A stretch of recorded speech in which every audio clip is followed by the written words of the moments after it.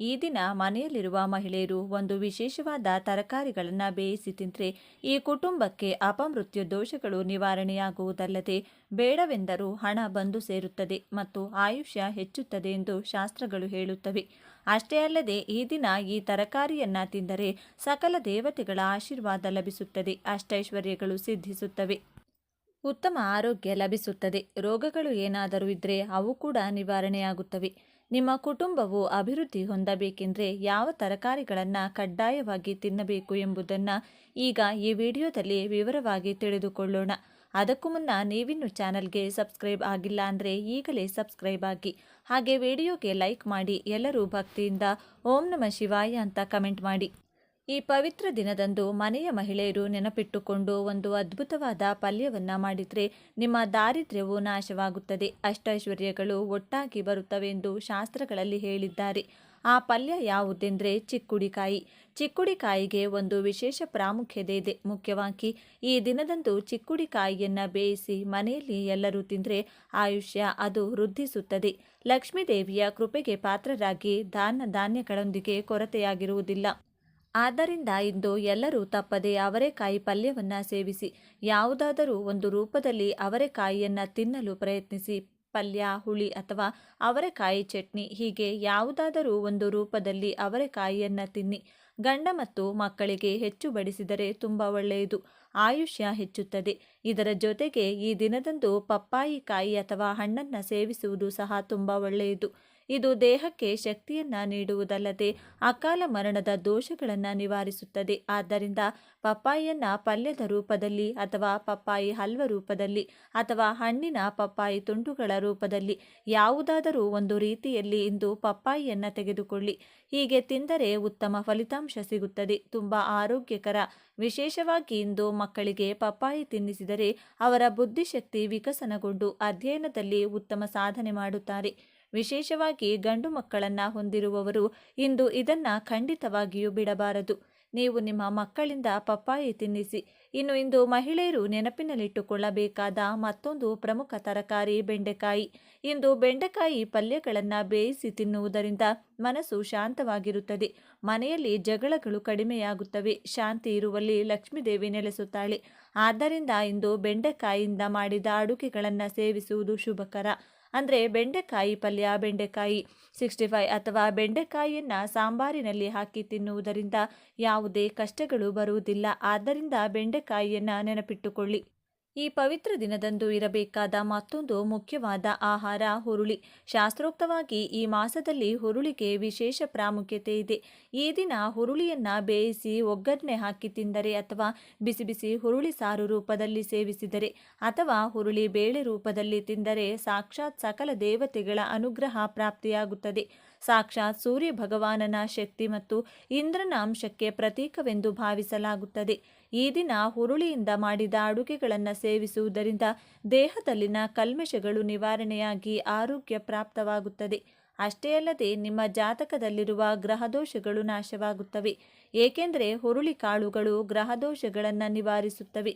ಮುಖ್ಯವಾಗಿ ಆರ್ಥಿಕ ತೊಂದರೆಗಳಿಂದ ಬಳಲುತ್ತಿರುವವರು ಇಂದು ಹುರುಳಿ ಸಾರು ಮಾಡಿ ತಿನ್ನುವುದರಿಂದ ಮನೆಯಲ್ಲಿ ಸಂಪತ್ತು ವೃದ್ಧಿಯಾಗುತ್ತದೆ, ಲಕ್ಷ್ಮೀ ದೇವಿಯ ಕೃಪೆ, ಧನ ವೃದ್ಧಿಯಾಗುತ್ತದೆ. ಮಕ್ಕಳಿಗೆ ಇದನ್ನು ತಿನ್ನಿಸಿದರೆ ಅವರಲ್ಲಿ ಜ್ಞಾಪಕ ಶಕ್ತಿ ಹೆಚ್ಚುತ್ತದೆ. ಆದ್ದರಿಂದ ಹುರುಳಿ ಕಾಳುಗಳನ್ನು ಯಾವುದಾದರೂ ಒಂದು ರೂಪದಲ್ಲಿ ನಿಮ್ಮ ಆಹಾರದಲ್ಲಿ ಸೇರಿಸಿಕೊಳ್ಳಿ. ಆರೋಗ್ಯದ ಜೊತೆಗೆ ಅಪಾರ ಸಂಪತ್ತನ್ನು ನಿಮ್ಮದಾಗಿಸಿಕೊಳ್ಳಿ. ಅಲ್ಲದೆ ಈ ದಿನ ಇರಬೇಕಾದ ಮತ್ತೊಂದು ಅದ್ಭುತವಾದ ಪಲ್ಯ ತೋಟದ ಸೊಪ್ಪು. ತೋಟದ ಸೊಪ್ಪುಗಳನ್ನು ಬೇಯಿಸಿದರೆ ವಂಶಾಭಿವೃದ್ಧಿಯಾಗುತ್ತದೆ, ಮಕ್ಕಳು ಆರೋಗ್ಯವಾಗಿರುತ್ತಾರೆ ಎಂಬ ನಂಬಿಕೆ. ತೋಟದ ಸೊಪ್ಪು ಪಲ್ಯ, ಸಾರು, ಹೀಗೆ ಬೇಯಿಸಿ ಇಡಿ. ಇವೆಲ್ಲ ಕೇಳಲು ಸರಳವಾಗಿ ಕಾಣಿಸದಿದ್ದರೂ ಈ ಪವಿತ್ರವಾದ ದಿನ ಇವುಗಳನ್ನು ಸೇವಿಸುವುದರ ಹಿಂದೆ ಆಳವಾದ ಆಧ್ಯಾತ್ಮಿಕ ಮತ್ತು ಆರೋಗ್ಯಕರ ರಹಸ್ಯಗಳು ಅಡಗಿವೆ. ಆದ್ದರಿಂದ ಮಹಿಳೆಯರು ಈ ದಿನ ನೆನಪಿಟ್ಟುಕೊಂಡು ಯಾವುದಾದರೂ ಒಂದು ತರಕಾರಿಯನ್ನು ಬೇಯಿಸಿ ತಿನ್ನಿ. ಈ ದಿನದಂದು ನೀವು ಯಾವುದೇ ತರಕಾರಿ ತಿಂದರೂ ಅದಕ್ಕೆ ಸ್ವಲ್ಪ ತುಪ್ಪ ಸೇರಿಸಿ ತಿಂದರೆ ಇನ್ನೂ ಒಳ್ಳೆಯದು. ಇವೇ ಈ ದಿನ ಕಡ್ಡಾಯವಾಗಿ ತಿನ್ನಬೇಕಾದ ತರಕಾರಿಗಳು. ಈ ಪವಿತ್ರ ದಿನದಂದು ಮನೆಯ ಮಹಿಳೆಯರು ತಪ್ಪಿಯೂ ಸಹ ಕುಂಬಳಕಾಯಿ ತರಕಾರಿ ಅಥವಾ ಹೀರೆಕಾಯಿ ತರಕಾರಿಯನ್ನು ಬೇಯಿಸಬಾರದು. ಯಾರು ಈ ದಿನ ಈ ತರಕಾರಿಯನ್ನು ತಿನ್ನಬಾರದು. ಒಂದೇ ಅಲ್ಲ, ಯಾವುದೇ ರೂಪದಲ್ಲಿಯೂ ಕುಂಬಳಕಾಯಿ ಮತ್ತು ಹೀರೆಕಾಯಿಯನ್ನು ತಿನ್ನಬಾರದು. ಎಂದು ತಿನ್ನುವುದರಿಂದ ಮನೆಗೆ ಪರಮ ದಾರಿದ್ರ್ಯ ಬರುತ್ತದೆ, ಕಷ್ಟಗಳು ದೂರವಾಗುತ್ತವೆ, ಎದುರಾಗುತ್ತವೆ, ಗಂಡಾಂತರಗಳು ಬರುತ್ತವೆ, ಅನಾರೋಗ್ಯ ಸಮಸ್ಯೆಗಳು ಬರುತ್ತವೆ, ಕೈಯಲ್ಲಿರುವ ಹಣವೆಲ್ಲ ಖರ್ಚಾಗಿ ಹೋಗುತ್ತದೆ, ಭಿಕ್ಷೆ ಬೇಡಿಕೊಂಡು ಸ್ಟೇಷನ್ಗೆ ಹೋಗುತ್ತಾರೆ, ಜೀವನದಲ್ಲಿ ಸುಖ ಎನ್ನುವುದು ಇರುವುದಿಲ್ಲ. ಆದ್ದರಿಂದ ಯಾರು ಕೂಡ ಇಂದು ಕುಂಬಳಕಾಯಿ ಹೀರೆಕಾಯಿ ಪಲ್ಯವನ್ನು ಬೇಯಿಸಬೇಡಿ, ತಿನ್ನಬೇಡಿ. ಇವುಗಳ ಜೊತೆಗೆ ಇಂದು ನಾನ್ ವೆಜ್ ಕೂಡ ತಿನ್ನಬಾರದು. ಈ ಪವಿತ್ರವಾದ ದಿನದಂದು ಮೊಟ್ಟೆ, ಚಿಕನ್, ಮಟನ್, ಸೀಗಡಿ, ಏಡಿಗಳನ್ನು ಅಪ್ಪಿತಪ್ಪಿಯೂ ತಿನ್ನಬಾರದು. ಪವಿತ್ರವಾದ ದಿನ, ಜೀವ ಹಿಂಸೆ ಮಾಡುವ ದಿನವಲ್ಲ. ಈ ದಿನ ನಾನ್ ವೆಜ್ ತಿಂದರೆ ಮಹಾಪಾಪ. ಮನೆಯಲ್ಲಿ ಇರುವುದಷ್ಟೇ ಅಲ್ಲದೆ ಹೊರಗೆ ತಿನ್ನುವುದನ್ನು ಕೂಡ ನಿಲ್ಲಿಸಿ. ಮಸಾಲೆಯುಕ್ತ ಈರುಳ್ಳಿ, ಬೆಳ್ಳುಳ್ಳಿ ಕೂಡ ಕಡಿಮೆ ಮಾಡುವುದು ಉತ್ತಮ. ಸಾತ್ವಿಕ ಆಹಾರ ಸೇವಿಸಿದರೆ ಮನಸ್ಸು ನಿರ್ಮಲವಾಗಿ ಯಶಸ್ಸು ಸಿಗುತ್ತದೆ. ಆದ್ದರಿಂದ ಎಲ್ಲರೂ ಈ ದಿನ ಈ ಆಹಾರ ನಿಯಮಗಳನ್ನು ಪಾಲಿಸಿ ಶುಭ ಫಲಿತಾಂಶಗಳನ್ನು ಪಡೆಯಿರಿ. ಈ ದಿನ ಬೆಳಗ್ಗೆ ಸ್ನಾನ ಮಾಡಿ ಉತ್ತಮ ಬಟ್ಟೆಗಳನ್ನು ಧರಿಸಿ ಹತ್ತಿರದಲ್ಲಿರುವ ಬೇವಿನ ಮರ ಅಥವಾ ನೆಲ್ಲಿಕಾಯಿ ಮರದ ಬಳಿ ಹೋಗುವ ಮೊದಲು ಆ ಮರಕ್ಕೆ ಒಂದು ಚೊಂಬು ನೀರು ಅರ್ಪಿಸಿ. ನಂತರ ಸಾಧ್ಯವಾದರೆ ಮರದ ಸುತ್ತ 11 ಪ್ರದಕ್ಷಿಣೆಗಳನ್ನು ಮಾಡಿ. ಹಾಗೆ ಪ್ರದಕ್ಷಿಣೆಗಳನ್ನು ಮಾಡಿದ ನಂತರ ಮರವನ್ನು 11 ಬಾರಿ ಸ್ಪರ್ಶಿಸಿ. ಹಾಗೆ ಸ್ಪರ್ಶಿಸುವಾಗ ನಿಮಗಿರುವ ಎಲ್ಲ ಕಷ್ಟಗಳು ದೂರವಾಗಬೇಕು. ನಮ್ಮ ಮನೆಗೆ ಲಕ್ಷ್ಮೀದೇವಿ ನಾರಾಯಣನೊಂದಿಗೆ ಬಂದು ನೆಲೆಸಬೇಕು, ನಮಗೆ ಧನಲಾಭವಾಗಬೇಕೆಂದು ಹೇಳಿ ನಂತರ ಸ್ವಲ್ಪ ಸಮಯ ಆ ಮರದ ಕೆಳಗೆ ಕುಳಿತುಕೊಳ್ಳಿ. 2 ನಿಮಿಷ ಕುಳಿತು ಮರದಿಂದ ಬರುವ ಗಾಳಿಯನ್ನು ಸೇವಿಸಿ ಪ್ರಕೃತಿಯನ್ನು ಆನಂದಿಸಿ. ಹೀಗೆ ಯಾವಾಗಲಾದರೂ ಒಮ್ಮೆ ಪ್ರಕೃತಿಯೊಂದಿಗೆ ಸಮಯ ಕಳೆದರೆ ಮನಸ್ಸಿಗೆ ತುಂಬಾನೇ ಸಂತೋಷವಾಗುತ್ತದೆ. ಆದ್ದರಿಂದ ಅನೇಕ ರೋಗಗಳು ಕೂಡ ಗುಣವಾಗುತ್ತವೆ. ಮುಖ್ಯವಾಗಿ ಈ ದಿನದಂದು ಬೇವಿನ ಮರವನ್ನು ಸ್ಪರ್ಶಿಸಿದರೆ ಲಕ್ಷ್ಮೀದೇವಿಯ ಅನುಗ್ರಹ, ವಿಷ್ಣು ಮೂರ್ತಿಯ ಅನುಗ್ರಹ ಸಿಗುತ್ತದೆ, ತುಂಬ ಒಳ್ಳೆಯದಾಗುತ್ತದೆ. ಶ್ರೀ ಮಹಾವಿಷ್ಣುವಿನ ಸ್ವರೂಪವೆಂದು ಭಾವಿಸುತ್ತಾರೆ. ನೆಲ್ಲಿಕಾಯಿ ಲಕ್ಷ್ಮೀದೇವಿಗೆ ತುಂಬ ಪ್ರಿಯವಾದದ್ದು. ಈ ಮರವನ್ನು ಶ್ರೀ ಮಹಾವಿಷ್ಣುವಿನ ರೂಪದಲ್ಲಿ ಹೆಚ್ಚಾಗಿ ಪೂಜಿಸುತ್ತಾರೆ. ನೆಲ್ಲಿಕಾಯಿ ಮೇಲೆ ದೀಪ ಹಚ್ಚುವ ಸಂಪ್ರದಾಯವೂ ಇದೆ. ನೆಲ್ಲಿಕಾಯಿ ಮರದಲ್ಲಿ ಅನೇಕ ಔಷಧೀಯ ಗುಣಗಳಿವೆ. ಆಯುರ್ವೇದದಲ್ಲಿ ಬಳಸುವ ಪ್ರಸಿದ್ಧ ಔಷಧವಾದ ತ್ರಿಚಲ ಚೂರ್ಣದಲ್ಲಿ ನೆಲ್ಲಿಕಾಯಿ ಪುಡಿಯು ಒಂದು ಭಾಗವಾಗಿದೆ. ನೆಲ್ಲಿಕಾಯಿ ಮರವನ್ನು ಪೂಜಿಸಿದರೆ ಸಮಸ್ತ ವಿಷ್ಣು ಕ್ಷೇತ್ರಗಳಲ್ಲಿ ವಿಷ್ಣು ಪೂಜೆ ಮಾಡಿದ ಫಲ ಸಿಗುತ್ತದೆ. ನೆಲ್ಲಿಕಾಯಿ ಮರವೆಂದರೆ ವಿಷ್ಣುವಿಗೆ ಮಾತ್ರವಲ್ಲ, ಶಿವನಿಗೂ ಬಹಳ ಇಷ್ಟ. ಲಕ್ಷ್ಮೀದೇವಿ ಭೂಮಿಗೆ ಬಂದಳು. ಆ ಸಮಯದಲ್ಲಿ ಶಿವಕೇಶವರನ್ನ ಪೂಜಿಸಬೇಕೆಂದುಕೊಂಡಳು. ಇಬ್ಬರನ್ನು ಒಂದೇ ಸಮಯದಲ್ಲಿ ಪೂಜಿಸಬೇಕೆಂದುಕೊಂಡಳು ಅವಳು. ನೆಲ್ಲಿಕಾಯಿ ಮರವನ್ನು ಆರಿಸಿಕೊಂಡು ನೆಲ್ಲಿಕಾಯಿ ಮರವನ್ನು ಪೂಜಿಸಿ ಶಿವಕೇಶವರ ಅನುಗ್ರಹವನ್ನು ಪಡೆದಳು ಎಂದು ಪುರಾಣಗಳು ಹೇಳುತ್ತವೆ. ಈ ಕಥೆಯ ಮೂಲಕ ಶಿವಕೇಶವರು ನೆಲ್ಲಿಕಾಯಿಯ ಮರದಲ್ಲಿ ವಾಸಿಸುತ್ತಾರೆಂದು ತಿಳಿದು ಬರುತ್ತದೆ. ಅಷ್ಟೇ ಅಲ್ಲ, ನೆಲ್ಲಿಕಾಯಿ ಮರದ ಕೆಳಭಾಗದಲ್ಲಿ ಬ್ರಹ್ಮ ಕೂಡ ಇರುತ್ತಾನೆ ಎಂಬ ನಂಬಿಕೆ ಇದೆ. ಇದೇ ಮರದ ಕೆಳಗೆ ಪುರಾಣ ಕಾಲಕ್ಷೇಪ ಮಾಡಿದರೆ ಜನ್ಮ ಜನ್ಮಾಂತರದ ಪಾಪಗಳು ನಾಶವಾಗುತ್ತವೆ. ಅಷ್ಟೇ ಅಲ್ಲ, ಬೇವಿನ ಮರ ಕೂಡ ಬಹಳ ವಿಶೇಷವಾದದ್ದು. ಹಿಂದೂ ಧರ್ಮದಲ್ಲಿ ಕೆಲವು ಮರಗಳನ್ನು ಪೂಜನೀಯ ಮರಗಳೆಂದು ಮತ್ತು ಪವಿತ್ರ ಮರಗಳೆಂದು ಗುರುತಿಸಲಾಗಿದೆ. ಅವುಗಳಲ್ಲಿ ಬೇವಿನ ಮರವು ಆರೋಗ್ಯಕ್ಕೆ ಒಳ್ಳೆಯದಾಗಿರುವುದರ ಜೊತೆಗೆ ವಾಸ್ತು ಪ್ರಕಾರವು ಅನೇಕ ಪ್ರಯೋಜನಗಳನ್ನು ನೀಡುತ್ತದೆ. ಶುಭ ಕಾರ್ಯವಾಗಲಿ ಹಬ್ಬವಾಗಲಿ ಮಾವಿನ ಎಲೆಗಳನ್ನು ಎಷ್ಟು ಮುಖ್ಯವಾಗಿ ಅಲಂಕರಿಸುತ್ತೇವೆಯೋ ಅವುಗಳಿಗೆ ನಮ್ಮ ಸಂಪ್ರದಾಯದಲ್ಲಿ ಎಷ್ಟು ಪ್ರಾಮುಖ್ಯತೆ ಇದೆಯೋ ಅಷ್ಟೇ ಪ್ರಾಮುಖ್ಯತೆ ಬೇವಿನ ಎಲೆಗೂ ಇದೆ. ಬೇವಿನ ಮರ ಬಹಳ ಪವಿತ್ರವಾದದ್ದು. ವೈದ್ಯಕೀಯದಲ್ಲಿ ಇದರ ಪಾತ್ರದ ಬಗ್ಗೆ ಕೌಟಿಲ್ಯನು ಅರ್ಥಶಾಸ್ತ್ರದಲ್ಲಿ ವಿವರಿಸಿದ್ದಾನೆ. ನಮ್ಮ ಪ್ರಾಚೀನ ಆಯುರ್ವೇದದಲ್ಲಿಯೂ ಬೇವಿನ ಬಗ್ಗೆ ಅನೇಕ ಪುರಾವೆಗಳಿವೆ. ಭೂಮಿಯ ಮೇಲೆ ಅಮೃತದ ಹನಿಗಳು ಬಿದ್ದರೆ ಅದು ಬೇವಿನ ಮರವಾಗಿ ಮಾರ್ಪಟ್ಟಿದೆ ಎಂದು ಪುರಾಣಗಳಲ್ಲಿ ಕಥೆಗಳಾಗಿ ಬರೆದಿದ್ದಾರೆ. ಯಾರಾದರೂ ತಮ್ಮ ಜೀವನದಲ್ಲಿ ಒಂದು ಬೇವಿನ ಮರವನ್ನು ನೆಟ್ಟರೆ ಅವರು ನೇರವಾಗಿ ಸ್ವರ್ಗವನ್ನು ಸೇರುತ್ತಾರೆಂದು ಶಾಸ್ತ್ರ ಹೇಳುತ್ತದೆ. ಆದ್ದರಿಂದ ನೀವು ಕೂಡ ನಾಳೆ ಬೇವಿನ ಮರವನ್ನು ಅಥವಾ ತಾಮ್ರದ ನೆಲ್ಲಿಕಾಯಿ ಮರವನ್ನು ಯಾವುದೇ ಈ ದಿನ ಸ್ಪರ್ಶಿಸಿ ಫಲಿತಾಂಶಗಳನ್ನು ಪಡೆಯಿರಿ. ಈ ಒಂದು ವಿಶೇಷ ಮಾಹಿತಿ ನಿಮಗೆ ಇಷ್ಟವಾದರೆ ತಪ್ಪದೆ ಜೈ ಸುಬ್ರಹ್ಮಣ್ಯ ಸ್ವಾಮಿ, ಜೈ ಲಕ್ಷ್ಮೀ ನರಸಿಂಹಸ್ವಾಮಿ ಅಂತ ಬರೆದು ಈ ವಿಡಿಯೋವನ್ನು ಎಲ್ಲರಿಗೂ ಶೇರ್ ಮಾಡಿ. ಮುಂದಿನ ಬಾರಿ ಮತ್ತೊಂದು ವಿಶೇಷ ದೈವ ಮಾಹಿತಿಯೊಂದಿಗೆ ಚಾನಲ್ ಮೂಲಕ ಭೇಟಿಯಾಗೋಣ. ಇಂತಹ ಶಕ್ತಿಶಾಲಿಯ ಈ ದಿನ ತುಳಸಿ ಸಸ್ಯದ 5 ಎಲೆಗಳಿಂದ ಈ ಚಿಕ್ಕ ಕೆಲಸ ಮಾಡಿದರೆ ಶಿವಕೇಶವ ಇಬ್ಬರ ಅನುಗ್ರಹ ಸಂಪೂರ್ಣವಾಗಿ ಪ್ರಾಪ್ತಿಯಾಗಿ ಈಗ ನೀವು ಅನುಭವಿಸುತ್ತಿರುವಂಥ ಸರ್ವ ಕಷ್ಟ ದುಃಖಗಳಿಂದ ಮುಕ್ತಿ ಸಿಗುತ್ತದೆ. ಈ ದಿನ ದೀಪದ ಬತ್ತಿಗಳಿಗೆ ಈ ಒಂದು ಪುಡಿಯನ್ನು ಹಾಕಿ ದೀಪಾರಾಧನೆಯನ್ನು ಮಾಡಿದರೆ ಮಹಾಲಕ್ಷ್ಮಿ ದೇವಿಯ ಆಣೆಗೆ ಗಂಧ ಕುಂಕುಮದ ಬೊಟ್ಟನ್ನ ಇಟ್ಟು ಮನೆಗೆ ಕರೆದಂತೆ ಮಹಾಲಕ್ಷ್ಮಿಯನ್ನ ಮನೆಗೆ ಬರುವಂತೆ ಮಾಡುವಂತಹ ಶಕ್ತಿಶಾಲಿ ದೀಪಾರಾಧನೆ ಯಾವುದು? ಹಣದ ಸಮಸ್ಯೆಗಳು ಬಾರದೆ ನಿತ್ಯ ಧನಾಕರ್ಷಣೆ ಆಗಲು, ಕೊಟ್ಟ ಹಣ ಬರಬೇಕಾದ ಆಸ್ತಿಗಳು ಬರಲು ಇನ್ನು ಯಾವ ನೀರನ್ನ ಮನೆಯಲ್ಲಿ ಚೆಲ್ಲಬೇಕು? ತುಳಸಿ ಗಿಡಕ್ಕೆ ಯಾವ ದಿನ ಜಲವನ್ನ ಅರ್ಪಿಸಬೇಕು? ಯಾವ ಶ್ಲೋಕ ಹೇಳಿಕೊಂಡ್ರೆ ಸಾಕ್ಷಾತ್ ಲಕ್ಷ್ಮಿ ಹಾಗೂ ತುಳಸಿ ದೇವಿಯ ಅನುಗ್ರಹ ಪ್ರಾಪ್ತಿಯಾಗುತ್ತದೆ? ಯಾವ ತಪ್ಪುಗಳನ್ನು ಈ ಮಾಸದಲ್ಲಿ ಮಾಡಬಾರದು ಅಂತ ಇವತ್ತಿನ ಈ ವಿಡಿಯೋದಲ್ಲಿ ತಿಳಿಸಿಕೊಡ್ತೀವಿ, ಬನ್ನಿ. ಅದಕ್ಕೂ ಮುನ್ನ ನೀವಿನ್ನು ಚಾನಲ್ಗೆ ಸಬ್ಸ್ಕ್ರೈಬ್ ಆಗಿಲ್ಲ ಅಂದರೆ ಈಗಲೇ ಸಬ್ಸ್ಕ್ರೈಬ್ ಆಗಿ, ಹಾಗೆ ವಿಡಿಯೋಗೆ ಲೈಕ್ ಮಾಡಿ, ವಿಡಿಯೋ ಸ್ಕಿಪ್ ಮಾಡದೆ ಕೊನೆ ತನಕ ನೋಡಿ. ಎಲ್ಲರೂ ಭಕ್ತಿಯಿಂದ ಓಂ ಶ್ರೀ ಮಹಾಲಕ್ಷ್ಮಿ ನಮಃ ಅಂತ ಕಮೆಂಟ್ ಮಾಡಿ. ಈ ದಿನದಂದು ಈ ಕೆಲಸಗಳನ್ನು ಮಾಡಿ. ಇದರಿಂದ ಕೈನಲ್ಲಿ ಹಣ ನಿಲ್ಲುತ್ತಿಲ್ಲವೆಂದರೆ, ವಿಪರೀತ ಹಣ ಖರ್ಚಾಗುತ್ತಿದೆ ಅಂದರೆ, ಕೊಟ್ಟ ಹಣ ಬರುತ್ತಿಲ್ಲವೆಂದರೆ ಹಣದ ಆಗಮನ ಆಗುತ್ತದೆ. ಮನೆಯಲ್ಲಿ ಮಹಾಲಕ್ಷ್ಮಿ ದೇವಿ ನೆಲೆಸಿ ಐಶ್ವರ್ಯ, ಹಣದ ಆಕರ್ಷಣೆಯಾಗುತ್ತದೆ. ಲಕ್ಷ್ಮಿ ಜೊತೆಗೆ ಶುಕ್ರ, ಬುಧನ ಅನುಗ್ರಹ ಕೂಡ ಪ್ರಾಪ್ತಿಯಾಗುತ್ತದೆ. ಈ ದಿನ ಒಂದು ಚೊಂಬು ನೀರಿಗೆ ಸ್ವಲ್ಪ ಹಸುವಿನ ಹಾಲನ್ನು ಬೆರೆಸಿ ಮನೆಯ ಎಲ್ಲ ಕೋಣೆಗಳಿಗೂ ಪ್ರೋಕ್ಷಣೆ ಮಾಡಬೇಕು.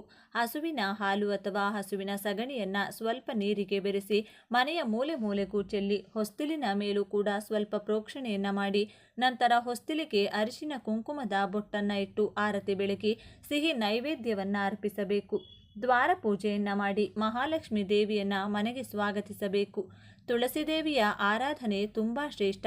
ಇದರಿಂದ ಸರ್ವ ಪುಣ್ಯಗಳು ಲಭಿಸುತ್ತವೆಂದು ಪುರಾಣಗಳು ಹೇಳುತ್ತವೆ. ಈ ದಿನ ಸಾಕ್ಷಾತ್ ವಿಷ್ಣು ದೇವರು 4 ತಿಂಗಳು ನಂತರ ಯೋಗ ನಿದ್ರೆಯಿಂದ ಎಚ್ಚರಗೊಳ್ಳುತ್ತಾನೆ.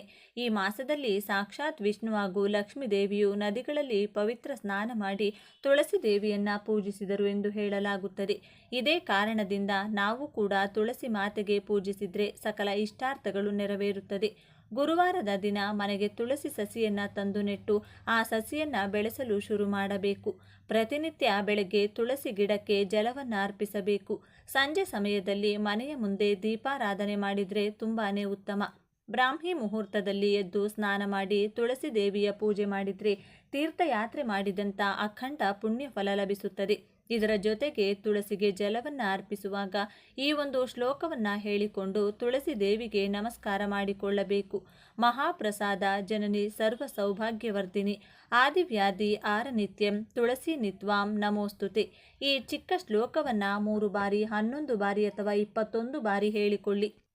ಇನ್ನು ಈ ಒಂದು ಕೆಲಸವನ್ನು ಈ ದಿನ ಮಾಡಿದರೆ ಮಹಾಲಕ್ಷ್ಮಿ ದೇವಿ ಮನೆಗೆ ಬಂದು ಶಾಶ್ವತವಾಗಿ ನೆಲೆಸುತ್ತಾಳೆ. ಮನೆಯಲ್ಲಿನ ಸರ್ವ ಹಣಕಾಸಿನ ಸಮಸ್ಯೆಗಳು ದೂರವಾಗಿ ಅದೃಷ್ಟ ಕೂಡಿ ಬರುತ್ತದೆ. ಹಾಗೆಯೇ ಏಲಕ್ಕಿಗೆ ಧನಾಕರ್ಷಣೆಯ ಶಕ್ತಿ ವಿಪರೀತವಾಗಿರುತ್ತದೆ ಎಂದು ಪರಿಹಾರ ಶಾಸ್ತ್ರದಲ್ಲಿ ತಿಳಿಸಿದ್ದಾರೆ. ಆದ್ದರಿಂದ ಬರಬೇಕಾದ ಹಣ ಬರಲು ಹಣ ಹೆಚ್ಚು ಖರ್ಚಾಗುತ್ತಿದ್ದರೆ ಈ ದಿನ 5 ಏಲಕ್ಕಿಗಳನ್ನು ತೆಗೆದುಕೊಂಡು ಆ 5 ಏಲಕ್ಕಿಯನ್ನು ನಿಮ್ಮ ಪರ್ಸ್ನಲ್ಲಿ ಇಟ್ಟುಕೊಳ್ಳಬೇಕು. ಮನೆಯಲ್ಲಿ ದುಡ್ಡಿಡುವ ಪೆಟ್ಟಿಗೆ ಅಥವಾ ಬೀರುವಿನಲ್ಲೂ 5 ಏಲಕ್ಕಿಯನ್ನು ಇಟ್ಟುಕೊಳ್ಳಿ. ವಾರಕ್ಕೆ 1 ಸಲವಾದರೂ ಆ ಏಲಕ್ಕಿಗಳನ್ನು ಬದಲಿಸಬೇಕು. ಬಳಸಿದ ಹಳೆಯ ಏಲಕ್ಕಿಯನ್ನು ಅಡುಗೆಗೆ ಬಳಸಿ.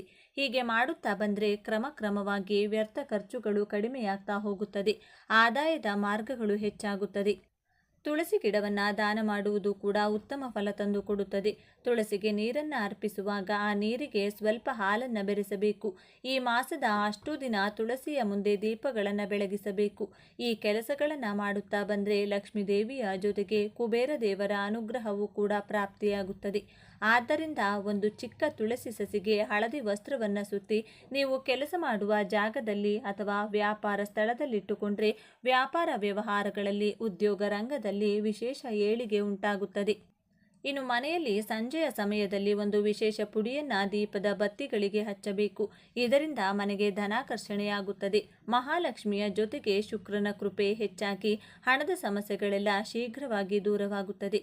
ಏನು ಮಾಡಬೇಕು ಅಂದರೆ ಸಂಜೆಯ ಸಮಯದಲ್ಲಿ ಹಸಿರು ಬಣ್ಣದ ಬತ್ತಿಗಳನ್ನು ದೀಪಕ್ಕೆ ಹಚ್ಚಬೇಕು, ಕೂರಿಸಬೇಕು. ಅದಕ್ಕೂ ಮೊದಲು ದೀಪದ ಬತ್ತಿಗಳಿಗೆ ಜಾಜಿಕಾಯಿ ಪುಡಿಯನ್ನು ಹಚ್ಚಬೇಕು. ಹೀಗೆ ಮಾಡಿ ದೀಪಾರಾಧನೆಯನ್ನು ಮಾಡಿದರೆ ಮನೆಗೆ ಹಣ ಪ್ರವಾಹದಂತೆ ಬರುತ್ತದೆ. ಇದಕ್ಕೆ ಕಾರಣ ಏನು ಅಂತ ನೋಡೋದಾದರೆ, ಜಾಜಿಕಾಯಿ ಅಂದರೆ ನವಗ್ರಹಗಳಲ್ಲಿ ಶುಕ್ರನಿಗೆ ಅತ್ಯಂತ ಪ್ರಿಯವಾದ ವಸ್ತು. ಶುಕ್ರನಿಗೆ ಅಧಿಷ್ಠಾನ ದೇವತೆ ಶ್ರೀ ಮಹಾಲಕ್ಷ್ಮಿ. ಆದ್ದರಿಂದ ಈ ದಿನವೇ ಜಾಜಿಕಾಯಿ ಪುಡಿಯನ್ನು ಹಸಿರು ಬಣ್ಣದಲ್ಲಿರುವ ದೀಪದ ಬತ್ತಿಗಳಿಗೆ ಹಚ್ಚಿ ನಂತರ ದೀಪಾರಾಧನೆ ಮಾಡಿದರೆ ಬುಧನ ಕೃಪೆ, ಶುಕ್ರನ ಕೃಪೆ ಪ್ರಾಪ್ತಿಯಾಗುತ್ತದೆ. ಧನಲಕ್ಷ್ಮೀ ದೇವಿಯ ಅನುಗ್ರಹವು ಲಭಿಸಿ ನಿರಂತರ ಧನಾಗಮನ ಮನೆಗೆ ಆಗುತ್ತದೆ. ನೀರಿನಂತೆ ಹಣ ಖರ್ಚಾಗುತ್ತಿದ್ರೆ ವ್ಯರ್ಥ ಖರ್ಚುಗಳು ನಿಲ್ಲುತ್ತವೆ. ಲಕ್ಷ್ಮೀ ದೇವಿಯ ಕೃಪೆಯಿಂದ ಸಾಲಗಳೆಲ್ಲ ತೀರಿ ಸುಖ ಸುಮ್ಮನೆ ಜೀವನ ನೀವು ನೋಡಬಹುದು. ನೆಮ್ಮದಿಯ ಜೀವನವನ್ನು ನೀವು ನಡೆಸಬಹುದು. ಹಾಗೆಯೇ ಈ ದಿನ ವಿಶೇಷವಾಗಿ ತುಳಸಿಯ 5 ಎಲೆಗಳಿಂದ ಈ ಚಿಕ್ಕ ಕೆಲಸ ಮಾಡಿದರೆ ಅದೃಷ್ಟ ಕೂಡಿ ಬರುತ್ತದೆ. ಶಿವನ ಅನುಗ್ರಹದಿಂದ ಕಷ್ಟಗಳೆಲ್ಲ ಮಂಜಿನಂತೆ ಕರಗಿ ಹೋಗುತ್ತದೆ. ಭೇದ ಭಾವವಿಲ್ಲದೆ ಶಿವಕೇಶವ ಅಂದರೆ ಶಿವ ಹಾಗೂ ವಿಷ್ಣುವಿನ ಆರಾಧನೆಯನ್ನ ಮಾಡಿಕೊಳ್ಬೇಕು. ಈ ತುಳಸಿ ಎಲೆಗಳ ಚಿಕ್ಕ ಕೆಲಸದಿಂದ ವಿಷ್ಣು, ತುಳಸಿ, ಲಕ್ಷ್ಮೀ ಕೃಪೆಯ ಜೊತೆಗೆ ಮಹಾಶಿವನ ಕೃಪೆ ಕೂಡ ಪ್ರಾಪ್ತಿಯಾಗುತ್ತದೆ. ಈ ದಿನ ಬೆಳಿಗ್ಗೆ ಬೇಗ ಎದ್ದು ಸ್ನಾನ ಮಡಿಗಳನ್ನು ಮಾಡಿ ತುಳಸಿಯ 5 ಎಲೆಗಳನ್ನು ನೀವು ಕೈನಲ್ಲಿ ಹಿಡಿದು ಶಿವ ಹಾಗೂ ಮಹಾವಿಷ್ಣು ಇಬ್ಬರ ಸ್ಮರಣೆಯನ್ನ ಮಾಡುತ್ತಾ 5 ನಿಮಿಷ ಧ್ಯಾನ ಮಾಡಬೇಕು. ನಂತರ 5 ಎಲೆಗಳನ್ನು ನಿಮ್ಮ ಮನೆಯ ದೇವರ ಕೋಣೆಯಲ್ಲಿಡಬೇಕು. ಆ ದಿನ ಮಲಗುವಾಗ ಈ 5 ಎಲೆಗಳನ್ನು ಮಲಗುವ ದಿಂಬಿನ ಕೆಳಗಿಟ್ಟುಕೊಂಡು ನಿದ್ರಿಸಬೇಕು. ಹೀಗೆ ಮಾಡೋದ್ರಿಂದ ಶಿವ ಹಾಗೂ ವಿಷ್ಣು ಇವರಿಬ್ಬರ ಅನುಗ್ರಹದಿಂದ ನಿಮ್ಮ ವಿದ್ಯೆ, ಉದ್ಯೋಗ, ವ್ಯಾಪಾರ, ಹಣಕಾಸು ಯಾವುದೇ ಕಷ್ಟಗಳಿದ್ದರೂ ದೂರವಾಗುತ್ತದೆ. ಅನೇಕ ವಿಧವಾದ ಶುಭ ಫಲಗಳು ಲಭಿಸುತ್ತದೆ. ಶಿವನಿಗೆ ಬಹಳ ಪ್ರಿಯವಾದಂತಹ ಶಿವನಿಗೆ ಬಿಲ್ವ ದಳಗಳಿಂದ ಪೂಜಿಸಿ ಕಷ್ಟಗಳು ಕಳೆಯಲು ಬೇಡಿಕೊಳ್ಳಬೇಕು. ಶಿವನಿಗೆ ಸಾಧ್ಯವಾದರೆ ರುದ್ರಾಭಿಷೇಕ ಮಾಡಿಸಿ ಒಂದೇ ದಿನದಲ್ಲಿ ಶಿವ ಹಾಗೂ ವಿಷ್ಣುವಿನ ದರ್ಶನ ಮಾಡಿ ಮನೆಗೆ ಬನ್ನಿ. ಈ ದಿನ ಸಂಜೆ ಸಮಯದಲ್ಲಿ ಮನೆಯ ಸದಸ್ಯರೆಲ್ಲ ಸೇರಿ ಈ ಚಿಕ್ಕ ಕೆಲಸ ಮಾಡಿದರೆ ಜೀವನದಲ್ಲಿ ಅದ್ಭುತಗಳು ಜರುಗಲು ಆರಂಭವಾಗುತ್ತದೆ. ಏನು ಮಾಡಬೇಕು ಅಂದರೆ ಮನೆಯಲ್ಲಿರುವ ಸ್ತ್ರೀಯರಾಗಿರಬಹುದು, ಪುರುಷರಾಗಿರಬಹುದು, ಸೂರ್ಯ ಮುಳುಗಿದ ನಂತರ ಮನೆಯ ಈ 4 ಜಾಗಗಳಲ್ಲಿ ದೀಪಾರಾಧನೆಯನ್ನ ಮಾಡಿಕೊಳ್ಳಿ. ದೇವರ ಮನೆಯಲ್ಲಿ ತುಳಸಿ ಗಿಡದ ಬಳಿ, ರಂಗೋಲಿಯ ಮಧ್ಯಭಾಗದಲ್ಲಿ, ಮುಖ್ಯ ದ್ವಾರದ ಬಳಿ ಈ 4 ವಿಶೇಷ ಜಾಗಗಳಲ್ಲಿ ದೀಪಗಳನ್ನು ಬೆಳಗಿಸಿ. ಇದರಿಂದ ಮನೆಯಲ್ಲಿರುವಂಥ ದೇವತಾ ಶಕ್ತಿ ಜಾಗೃತವಾಗುತ್ತದೆ. ಮನೆಗೆ ಪ್ರವೇಶ ಮಾಡುವ ಅಸುರ ಶಕ್ತಿಗಳನ್ನು ತಡೆಯುತ್ತದೆ. ಶಾಸ್ತ್ರದಲ್ಲೇ ತಿಳಿಸಿರುವ ಈ 4 ಜಾಗಗಳಲ್ಲಿ ಈ ದಿನ ಸಂಜೆಯ ಸಮಯದಲ್ಲಿ ದೀಪಗಳನ್ನು ಬೆಳಗಿಸಿದರೆ ಮನೆಗೆ ಪಾಸಿಟಿವ್ ಶಕ್ತಿ ಉಂಟಾಗಿ ಮನೆಯ ಯಜಮಾನನ ಕೆಲಸ ಕಾರ್ಯ, ಉದ್ಯೋಗ, ವ್ಯಾಪಾರ ರಂಗದಲ್ಲಿ ಅಭಿವೃದ್ಧಿಯನ್ನು ನೀವು ನೋಡಬಹುದು. ಮನೆಯಲ್ಲಿನ ಆರೋಗ್ಯ, ಹಣಕಾಸಿನ ಸಮಸ್ಯೆಗಳು ದೂರವಾಗಿ ಸುಖ, ಶಾಂತಿ, ನೆಮ್ಮದಿ ಕೂಡ ನೆಲೆಸುತ್ತದೆ. ಮಹಾಲಕ್ಷ್ಮಿ ದೇವಿಯ ಅನುಗ್ರಹ ಕೂಡ ಪ್ರಾಪ್ತಿಯಾಗುತ್ತದೆ. ಹಾಗೆಯೇ ಶಿವನು ಅಭಿಷೇಕ ಪ್ರಿಯನಾದರೆ ವಿಷ್ಣು ದೇವರು ಅಲಂಕಾರ ಪ್ರಿಯ.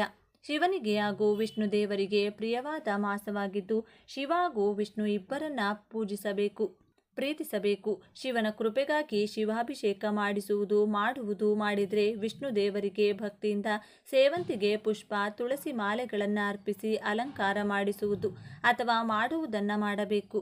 ಇದರಿಂದ ಹರಿಹರನ ಅನುಗ್ರಹ ಪ್ರಾಪ್ತಿಯಾಗುತ್ತದೆ.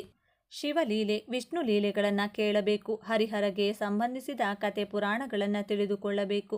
ಈ ದಿನ ಈರುಳ್ಳಿ, ಬೆಳ್ಳುಳ್ಳಿ ಆಹಾರದಲ್ಲಿ ಬಳಸಬಾರದು. ಮಾಂಸಾಹಾರ ಸೇವಿಸಲೇಬಾರದು. ಮದ್ಯಪಾನ ಮಾಡುವವರು ಈ ಮಾಸದಲ್ಲಿ ಆದಷ್ಟು ನಿಮ್ಮ ಅಭ್ಯಾಸಗಳನ್ನು ಬಿಡಬೇಕು. ಕುಡಿತ ಬಿಡಲು ಸಾಧ್ಯವಾಗದಿದ್ದರೆ ಶಿವನಿಗೆ ನಿಮ್ಮ ಕೈನಿಂದ ಜಲಾಭಿಷೇಕ ಮಾಡುತ್ತಾ ಬನ್ನಿ. ಈ ದುಶ್ಚಟ ಬಿಡಲು ಅನುಗ್ರಹ ನೀಡೆಂದು ಶಿವನಿಗೆ ಬೇಡಿಕೊಂಡು ಚಮತ್ಕಾರ ನೋಡಿ. ದಿನ ಕಳೆದಂತೆ ಇನ್ಯಾವುದೇ ದಿನಗಳಲ್ಲಿಯೂ ಕುಡಿಯಬೇಕೆಂಬ ಆಸೆ ನಿಮ್ಮಲ್ಲಿ ಬರುವುದಿಲ್ಲ. ಎಷ್ಟೇ ಪರಿಹಾರ ಮಾಡಿದ್ರೂ ಹಣದ ಸಮಸ್ಯೆಗಳು ದೂರವಾಗುತ್ತಿಲ್ಲವೆಂದರೆ ಕೆಲವು ದಿನಗಳ ಕಾಲ ಕೆಂಪು ಬಣ್ಣದ ಪರ್ಸನ್ನು ಖರೀದಿ ಮಾಡಿ ಆ ಪರ್ಸಿನೊಳಗೆ 2 ತುಳಸಿ ದಳಗಳನ್ನು ಇಟ್ಟು ಆಗಾಗ ಬದಲಿಸುತ್ತಾ ಇರಬೇಕು. ಮನೆಯ ಮುಖ್ಯ ದ್ವಾರದ ಮೇಲೆ ಪ್ರತಿಯೊಬ್ಬರೂ ಸ್ವಸ್ತಿಕ್ ಚಿಹ್ನೆಯನ್ನು ಬರೆಯುತ್ತಿರಿ. ಆದರೆ ಒಂದು ಸಲ ಈ ಎಣ್ಣೆಗಳನ್ನು ಬಳಸಿ ಸ್ವಸ್ತಿಕ್ ಬರೆದು ನೋಡಿ. ಮನೆಯಲ್ಲಿ ಅದ್ಭುತಗಳು ಜರುಗಲು ಆರಂಭವಾಗುತ್ತದೆ. ಮಂದಾರ ಎಣ್ಣೆಯ ಜೊತೆ ಕೊಬ್ಬರಿ ಎಣ್ಣೆಯನ್ನು ಬೆರೆಸಿ ಆ ಎಣ್ಣೆಗೆ ಸ್ವಲ್ಪ ಕುಂಕುಮವನ್ನು ಮಿಶ್ರಣ ಮಾಡಿ ಅದರಿಂದ ಮನೆಯ ಮುಖ್ಯ ದ್ವಾರದ ಮೇಲೆ ಚಿಕ್ಕದಾಗಿ ಸ್ವಸ್ತಿಕ್ ಚಿಹ್ನೆಯನ್ನು ಬರೆದು ಕೆಲವು ದಿನಗಳ ಕಾಲ ಮನೆಯಲ್ಲಿ ಆಗುವಂತಹ ಹಣದ ಬದಲಾವಣೆಗಳನ್ನು ನೀವೇ ಗಮನಿಸಿ. ಹಣದ ಸಮಸ್ಯೆ, ಆರೋಗ್ಯದ ಸಮಸ್ಯೆ, ಮಾನಸಿಕ ಕಿರಿಕಿರಿಗಳು ದೂರವಾಗಿ ಅದೃಷ್ಟ ಮನೆಗೆ ಚೆನ್ನಾಗಿ ಕೂಡಿ ಬರುತ್ತದೆ. ಮನೆಯಲ್ಲಿ ಹಣದ ಜೊತೆಗೆ ಸುಖ, ಶಾಂತಿ, ನೆಮ್ಮದಿ ವೃದ್ಧಿಯಾಗ್ತಾ ಹೋಗುತ್ತದೆ. ಇನ್ನು ಅಶೋಕ ವೃಕ್ಷಕ್ಕೆ ಎಲ್ಲ ಸಾಲದ ಸಮಸ್ಯೆಗಳನ್ನು ದೂರ ಮಾಡುವ ಅದ್ಭುತ ಶಕ್ತಿ ಇದೆ ಎಂದು ಭವಿಷ್ಯ ಪುರಾಣದಲ್ಲಿ ತಿಳಿಸಿದ್ದಾರೆ. ಸಾಲದ ವಿಷವಲಯದಲ್ಲಿ ನರಳುತ್ತಿದ್ದರೆ ಮನೆಗೆ ತಪ್ಪದೆ ಅಶೋಕ ಸಸಿಯನ್ನು ತಂದು ಚಿಕ್ಕ ಪಾಟ್ನಲ್ಲಿ ಹಾಕಿ ಬೆಳೆಸಬೇಕು. ಸಸಿಯು ಸ್ವಲ್ಪ ದೊಡ್ಡದಾದ ಮೇಲೆ ಖಾಲಿ ಮೈದಾನದಲ್ಲಿ ನೆಟ್ಟು ಬರಬೇಕು. ಅಶೋಕ ಸಸಿ ನಿಮ್ಮ ಮನೆಯಲ್ಲಿ ದೊಡ್ಡದಾಗುತ್ತಾ ಹೋದಂತೆ ಮನೆಯಲ್ಲಿನ ಹಣದ ಸಮಸ್ಯೆಗಳು, ಸಾಲದ ಸಮಸ್ಯೆಗಳು ಅತಿ ಶೀಘ್ರವಾಗಿ ದೂರವಾಗ್ತಾ ಹೋಗುತ್ತೆ. ಜೀವನದಲ್ಲಿ ಸಾಲಗಳು ಬರುವುದು, ಜಾತಕದಲ್ಲಿ ಕುಜದೋಷ ಹೆಚ್ಚಾದಾಗ, ಕುಜನ ಬಲ ಇಲ್ಲವೆಂದರೆ ಹಣದ ಸಮಸ್ಯೆ, ಸಾಲದ ಸಮಸ್ಯೆಗಳು ಹೆಚ್ಚುತ್ತದೆ. ಕುಜನ ಕೃಪೆಗಳು ಶೀಘ್ರವಾಗಿ ತೀರಲು ಸ್ನಾನದ ನೀರಿಗೆ ಸ್ವಲ್ಪ ಕಲ್ಲುಪ್ಪು, ಎಳ್ಳು ಹಾಗೂ ನೆಲ್ಲಿಕಾಯಿಯ ಪುಡಿಯನ್ನು ಬೆರೆಸಿ ಸ್ನಾನವನ್ನು ಮಾಡ್ತಾ ಬರಬೇಕು. ಹೀಗೆ 9 ಮಂಗಳವಾರ ಸ್ನಾನ ಮಾಡಿದ್ದೇ ಆದಲ್ಲಿ ಸಾಲಗಳೆಲ್ಲ ತೀರಿ ಹಣದ ಆದಾಯ ಹೆಚ್ಚುತ್ತಾ ಹೋಗುತ್ತದೆ. ಒಂದೊಂದು ಮಂಗಳವಾರವೂ ಆಗುತ್ತಿದ್ದಂತೆ ಯಾವುದಾದರೂ ರೂಪದಲ್ಲಿ ಹಣ ಕೈ ಸೇರಿ ಸಾಲಗಳನ್ನು ತೀರಿಸಲು ಸಹಾಯವಾಗುತ್ತದೆ. ನೋಡಿದ್ರಲ್ಲ, ಮನೆಗೆ ಮಹಾಲಕ್ಷ್ಮಿ ದೇವಿಯ ಆಗಮನ ಆಗಲು ಯಾವ ರೀತಿಯಾಗಿ ದೀಪಾರಾಧನೆ ಮಾಡಬೇಕು, ಸಾಲಗಳು ತೀರಲು ಯಾವ ರೀತಿಯಾಗಿ ಸ್ನಾನವನ್ನು ಮಾಡಬೇಕು ಅಂತ ಇವತ್ತಿನ ಈ ವಿಡಿಯೋದಲ್ಲಿ ತಿಳಿಸಿಕೊಟ್ಟಿದ್ದೇವೆ. ಈ ಮಾಹಿತಿ ನಿಮಗೆ ಇಷ್ಟವಾದರೆ ತಪ್ಪದೆ ಜೈ ಮಹಾಲಕ್ಷ್ಮಿ ದೇವಿ ಅಂತ ಬರೆದು ಈ ವಿಡಿಯೋನ ಪ್ರತಿಯೊಬ್ಬರಿಗೂ ಶೇರ್ ಮಾಡಿ. ಮುಂದಿನ ಬಾರಿ ಮತ್ತೊಂದು ವಿಶೇಷ ದೈವ ಮಾಹಿತಿಯೊಂದಿಗೆ ನಮ್ಮ ಚಾನೆಲ್ನ ಮೂಲಕ ಭೇಟಿಯಾಗೋಣ. ಧನ್ಯವಾದಗಳು ಸ್ನೇಹಿತರೆ.